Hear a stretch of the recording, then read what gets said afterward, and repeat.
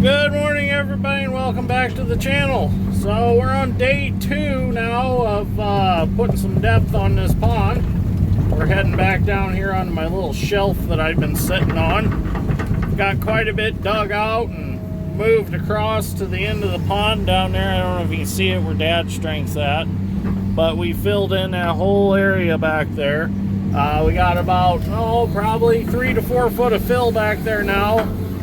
So we're going to continue digging. I had some questions asked in the comments, and I'll just answer them right now. So one of the questions was, how long does it take you to dig a pond? Well, we can dig an acre, and about, if conditions are perfect and we can keep the dirt moved away with like our wagons and haul truck, we can dig an acre in a week, no problem. But if conditions are rough like this one, where we're having to double handle the dirt, double, triple, quadruple handle the dirt with the excavators to keep it away, it takes us a lot longer. But if you're digging an acre from scratch and you're on good firm ground and you can dig it deep from the start and dig your way out and load it and haul it away and push it out with the dozer, a week easy. So the one other question was, how big will this pond end up being? Well, when the water comes back up, this pond is at least, I would say, every bit of a good acre. But with the water down, and probably with what we're going to dig out here, it'll probably end up being a good half acre of deep water, I would say. And then the rest will be shallow. But there'll be plenty of deep water for the fish to make it through the winter. So for some of you that haven't seen this, the first part of this video from yesterday, what we're doing is I'm digging it out and throwing it behind me. I'll get out, or I'll get moved back, and I'll throw it out again to the high ground where my dad's reaching in with the 270. He's throwing it up on top, and then he's moving it again. And then Dad's strength's running the dozer, and he's shoving it up into a stockpile. And once we get all the digging we want done for the day, because we only dig so long to keep the mud from getting in the fish gills, once we get to that point, then I get up and we all move dirt, relay dirt back and forth until we get it down to the end. Which I know it's a lot of handling dirt, but it's what we got to do because it's too wet out here to try to haul with the haul trucks and the wagons and the tractors. So we just got to do it this way. There's no other way of doing it. Maybe if we had some of the Maruco haul trucks that we used earlier this year, maybe, but them are just not cost effective for us to own, and it's really not cost effective to go rent them all the time. So and really it don't cost that much money more to relay the dirt with the excavators. You know, you're getting it in the air and you're moving it, you're swinging it and reaching as far as you can with a hoe and throwing it. So I can probably, if I can reach 30-35 feet, you know, I can reach out and I can basically move a pile of dirt, 60 some feet roughly at a time. So just by lifting it and swinging, lifting and swinging. So you can move dirt pretty quick. It's cheaper than undercarriage on the dozer pushing it all. But now Dad's strength's up here just kind of cleaning up for me, so I got a place when I crawl out I can get up on and it'll be nice and level and clean. Oh no, I just washed a fish out of the pond. I'll dig a little trench to get that fish back in. But so anyways, yeah, we're gonna keep digging today. We gotta dig. I gotta finish out this half moon at this end, and I've got just basically where the excavator's sitting at, I gotta dig. So the footprint of the excavator, basically I gotta dig 4 to 5 foot deep yet. And then we're gonna move towards the other end of the pond. There's a couple islands we're gonna dip out, and we're gonna try to get some real deep water there, 10 to 12 foot hopefully. So this hard sand is kind of a bear to dig in, but we just keep scraping at it and you just keep getting deeper and deeper in it. So let's see where we end up today. So we'll get some video later on. So I'm down to my last little bit here that I need to dig. I'm kind of in a bad situation right now because I'm really tipped, and I wanted to reach out there and still grab that and get it dug out, because if I get up here on the high ground, I can't reach back to get it, and I don't want to leave it because it'll look totally unfinished. So I just decided to put myself in a bad situation and reach out there and grab it. Well, I tipped over the edge here, or I pulled myself over the edge because it's so slimy and wet and nasty. And now I don't know if I'll be able to get back up there because I dug out what I was pushing myself on to get up there in the first place. So I might have to ask for some help to get out. And see if Dad can pull me out in 270. If I slide any farther, it's not going to be a good deal down there because I've got that really deep. I decided to dig a good sized hole there. So I'm trying to dip out the rest of this little bit of slop and then see if I can get back up on top. We'll see what happens. One of them deals though, if I left all this right here up on top, we wouldn't be able to reach it, and it would just look terrible because couldn't reach back far enough to taper it off. But so far I've gotten lucky out here. I haven't got stuck, hung up, or anything like that. A lot of guys are probably going to ask, well, why didn't you use mats? Well, I honestly think crane mats are kind of a pain in the butt to work with. You slip off of those and you get stuck anyway. So I feel like I have a better chance of getting around without mats in this situation than I would dealing with them, because I'd be constantly trying to move them around. If you can get the sand dug out, leave it set overnight in here, you can throw the sand over the peat moss and it'll actually hold you up enough to get what you need dug. I mean, you sink in it, but once the car body comes down and sits on the sand, the machine really don't go much farther than that. And plus, under it, it's a sand bottom, so it's firm under there.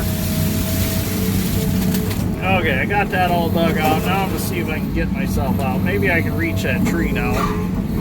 Before, oh, maybe we got a chance now. Before, I couldn't reach that tree. Come on. It's spinning. Hey, I think I'm going to get out. Yeah, I'm going to get out. Use strong arm function this time. Gives me 20% more pulling power with the stick than normal operating strength. So strong arm really helps. I got lucky there. I didn't think I was going to get back out of there. But now I can taper all this off real nice, bring this up and make this the taper of the pond right here, and it'll look nice. Because this is all peat moss right here. Nasty. So I think it's about lunchtime now, which is a good thing because I'm getting fairly hungry. I don't know where we're going to lunch today. Definitely won't be Mexican food because Dad don't like going to the Mexican food places. So no arroz con pollo today. It's one of my favorite dishes. That wet burrito though the other day, that was a pretty damn good burrito. I got it with just the queso cheese and steak inside, and oh man, was that good. Extra side of rice. Oh, that was excellent. Anyways, we're gonna go to lunch here. I'm gonna grab this last pile of dirt, and then I think I'm gonna go get in the truck and get ready to go to lunch. And the rest of them will follow. So we'll do a little video later on today. So we're back from lunch now. Went to KFC in Plymouth. Got me some chicken strips and some biscuits and barbecue sauce. Now I'm all good and happy. But oh, I need to move the camera. Sorry. Didn't put it where I want it. Okay, that's better. So now we're moving the rest of the dirt from this one spot we dug in the pond. We're moving it around to the back. Dad's scraping up what was left and pushing to me, and then I'm throwing it as far as I can. Dad will dip it up in a minute and he'll throw it as far as he can. We'll work it back there. But anyways, is, you know, seeing on social media that Bill Gates is now the the U.S., United States of America's largest farmland owner, which is interesting, and everybody's surprised about it. But at the same time, that stuff's been going on for years. You know, it's just the fact now that Bill Gates, the guy that's always in the spotlight all the time with all this political stuff lately and all this, it's just that it's been surfaced that he owns the largest amount, and it's been put on social media. Now everybody sees that. It's been brought to their attention, and they just can't believe it. Well, you know, guys from the Middle East have owned ground out in Arizona and California and Nevada for years that they raise hay on and ship it back to the Middle East. There's investors around here that buy up farm ground for an investment that have never had an agricultural background to begin with. So I don't know why it's so surprising that Bill Gates is buying up farm ground. Is it a bad thing? Yeah, because one man has so much power over so much ground that, you know, he can call shots on it. If he don't want to produce a crop, he says we ain't planting it. So that takes, you know, crop out of the U.S. economy. But would he do that? I don't think so. He owns ground in the Indiana area. I'm not sure where, but I've heard he does. So I need to call him and see if he needs a farmer. Might try to farm some of Bill Gates' ground. And it's not under Bill Gates' name. It would be under an investment group name or a farm, some kind of farming group or something like that. The interesting thing is you know, they're not making any more farm ground, so it is a pretty good investment.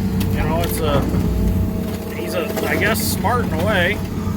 But what sucks about it is when he owns all that ground, that's taking ground away from guys like me. If we wanted to buy a 40 or an 80 or 100 acre farm, it's hard to do that when Bill Gates owns it. I don't know. At least it wasn't sold to like China or somewhere like that. No offense to China or anything. At least it was kept in the United States that we know of. I suppose he could have been a straw buyer for somewhere else, but who knows? But it's just, everybody finds it so shocking that it happened. Well, like I said, it's been happening for years. It's nothing new. I'm sure other celebrities and millionaires and billionaires own farm ground. We just don't know it because it's not been smeared all over social media. You know, it's just simple as that. And I didn't sit here and do research to find out what celebrities own ground and what, you know, millionaires and billionaires do, but I'm sure we've heard of them. You know, I'm sure everybody's heard. I'm sure that Oprah Winfrey, Dr. Phil, all them own some farm ground somewhere. And we know that some music singers, they own ranches out west. So I mean, and you know, the sad part is that whoever's got the money wins. It's just how it works.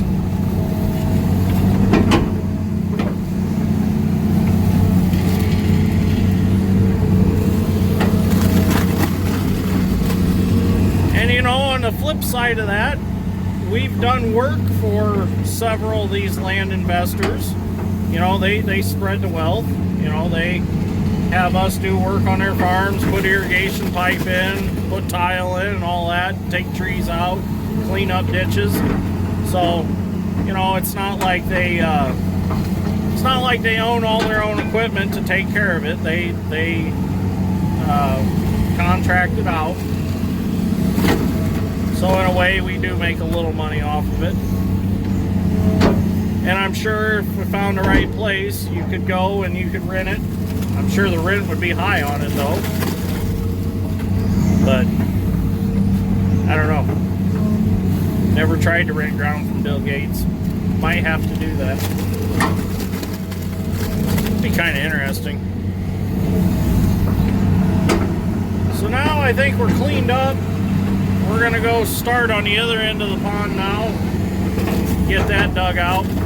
That we're gonna find out if we can just haul out with the dump truck and dump it somewhere and just make a berm out of it instead of moving it all back here. Because that'll take us forever to bucket sling it from up there all the way back to here. So anyways, I think I'll probably end this episode right here, because we'll probably quit here pretty soon for the day. It's getting fairly late. Well, it's after lunch, but I don't think we're going to work here all day. So I think we're going to let the pond settle back out so the fish aren't getting killed and all that. So anyways, we're going to stop this episode right here. So if you like this episode, Dirt Green Steel, give me a like and subscribe. I greatly appreciate it, and I'll see you all in the next one.